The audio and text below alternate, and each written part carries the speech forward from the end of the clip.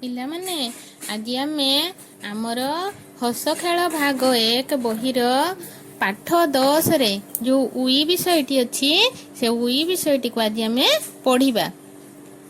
ତ ସେ ଉଇ ଗୀତଟି ଆମେ ଅଭ୍ୟାସ କରିବା। ଉଇ ଗୀତଟିକୁ ଆମେ କିପରି ଅଭ୍ୟାସ କରିବା ମୁଁ ସେ ବିଷୟରେ ତୁମମାନଙ୍କୁ ପଦ୍ୟଟି ଗାଇ ଶୁଣାଉଛି ଆଉ ତମେ ତାକୁ ବାରମ୍ବାର ଶୁଣିବ ଏବଂ ଅଭ୍ୟାସ କରିବ। ହେଲା, ଗୀତଟି ଆମେ ଏହିପରି ଭାବରେ ଗାଇବା। ମୋ ନାଁଟି ଉଇ ମାଟିରେ ଥାଇ କାଠକୁ ଖାଇ ପେଟ ପୁରାଇ। ମୋ ନାଁଟି ଉଇ ଇଟା ମାଟିର ଘର ନଥାଏ ମୋ ପାଇଁ ଡର। ଚାଳ ଛପର ଘର କରଇନାର ଖାର। ଲୁଗାପଟାକୁ ଖାଇ ମୋ ନାଁଟି ଉଇ।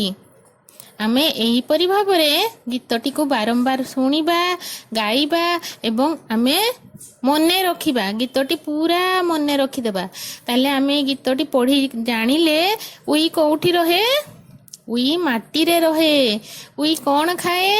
ଉଇ କାଠ ଖାଏ, ବହି ଖାତା ଖାଏ ଏବଂ ଲୁଗାପଟାକୁ ମଧ୍ୟ ଖାଇଯାଏ। ଆଉ ଚାଳ ଛପର ଘରକୁ ଉଇ ଖାଇକି ପୁରା ନଷ୍ଟ କରିଦିଏ, କିନ୍ତୁ ଇଟା ମାଟିରେ ତିଆରି ହୋଇଥିବା ଘରକୁ ଉଇ କିଛି କରିପାରେ ନାହିଁ, ବା କୋଠା ଘରକୁ ଉଇ କିଛି କରିପାରେ ନାହିଁ। ଉଇ କୋଉଠି ରହେ? ଉଇ ହୁଙ୍କାରେ ରହେ। ଉଇର ବାସସ୍ଥାନକୁ ହୁଙ୍କା କହନ୍ତି।